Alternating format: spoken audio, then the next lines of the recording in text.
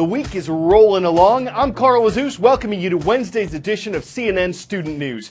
Our first story centers on a detention facility, a prison in Guantanamo Bay, Cuba.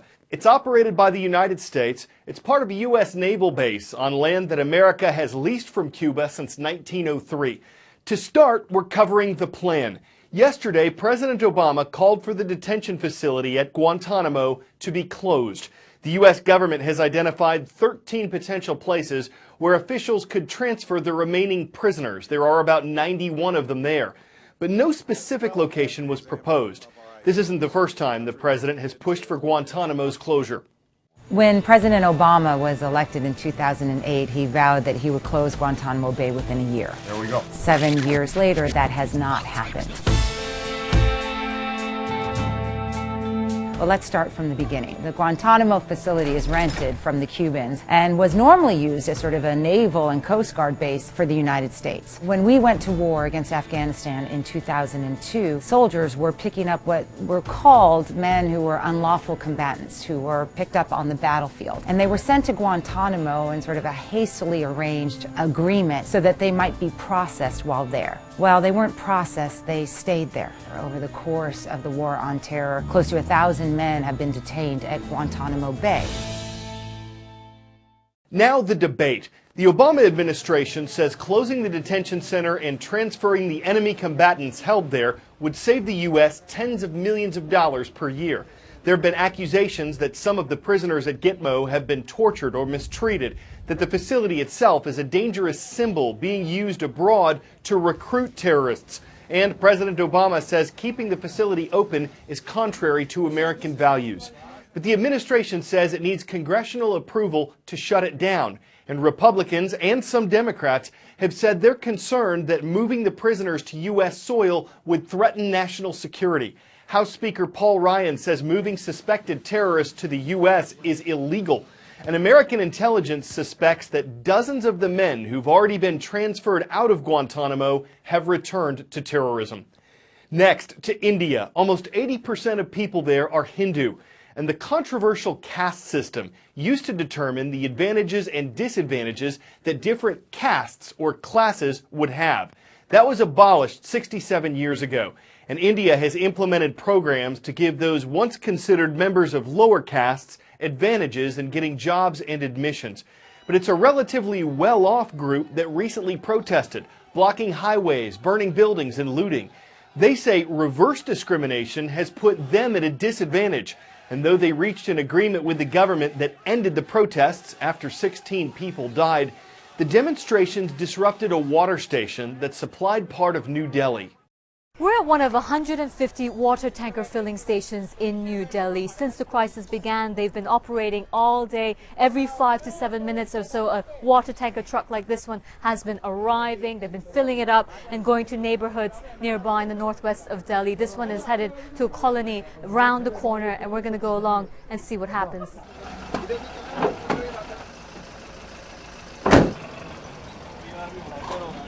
C4G. We're going to block C4G. We've been getting calls all day for water, he says. As soon as the water tanker arrives, residents emerge from what seems like nowhere, one after another. Word has spread that the water tanker has arrived, so we've seen people coming from all over the neighborhood with their buckets, containers like these, even kettles, basically whatever container they have to fill up as much water as they can. They haven't received any water here for the past 3 days, and this is the first time the water tanker has arrived. They jostle for space. They argue. As one asks the other to wait online, the other shouts back, "Don't take more than 2 buckets. Share."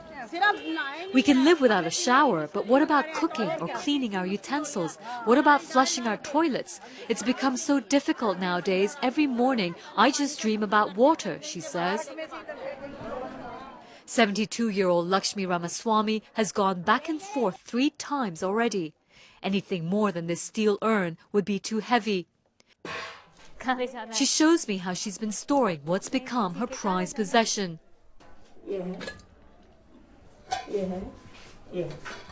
So she's been carrying water in these small vessels because she's unable to carry the big buckets.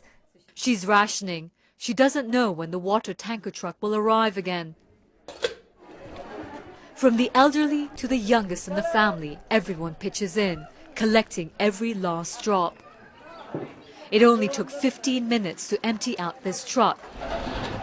Now back to the filling station to carry out this routine all over again. Sunima Uras, CNN, New Delhi.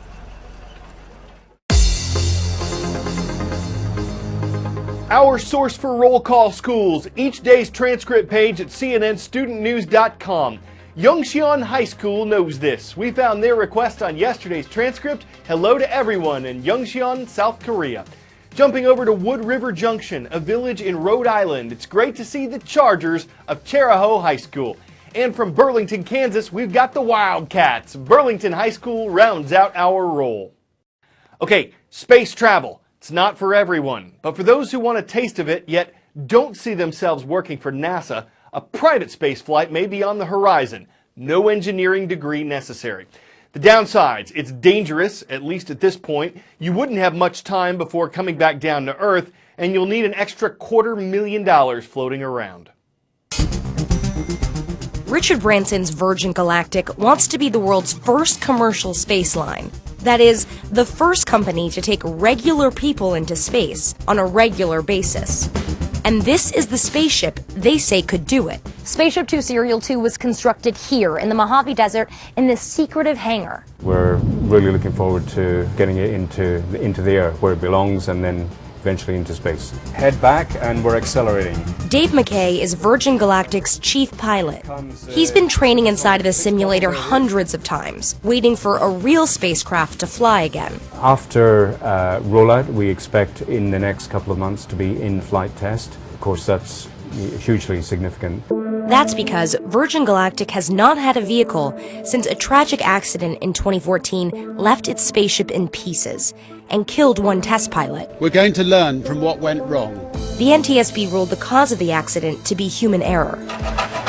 Spaceship Two Serial 2 was already in development at the time of the crash, but not nearly ready to serve as a replacement. When we began this journey, we knew that it would be hard.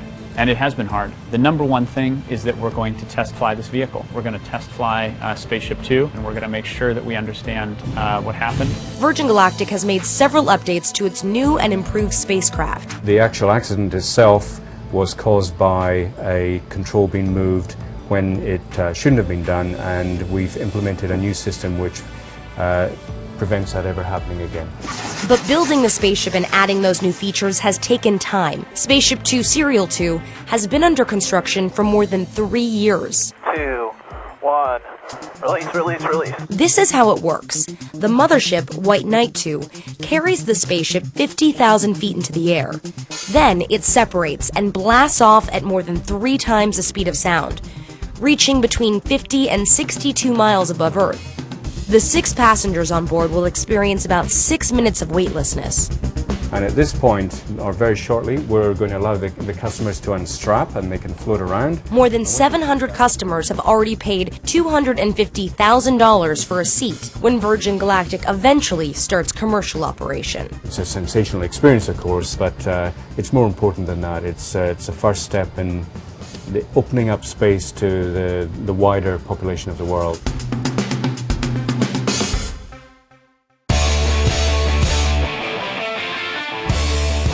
That last report wasn't to say that only private astronauts would get to have fun in space. Aboard the International Space Station, well, this happened.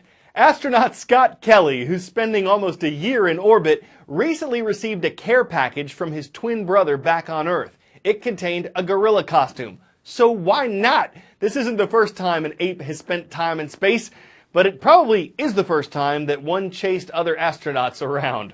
NASA, the National Aeronautics and Simian Administration. They're simian to have a really good time up there. People say spaceflight can be pretty hairy. At least they found a spacesuit that, if not breathable, is still pretty appealing. I'm Carl Azus, and NASA all the time we have for CNN Student News.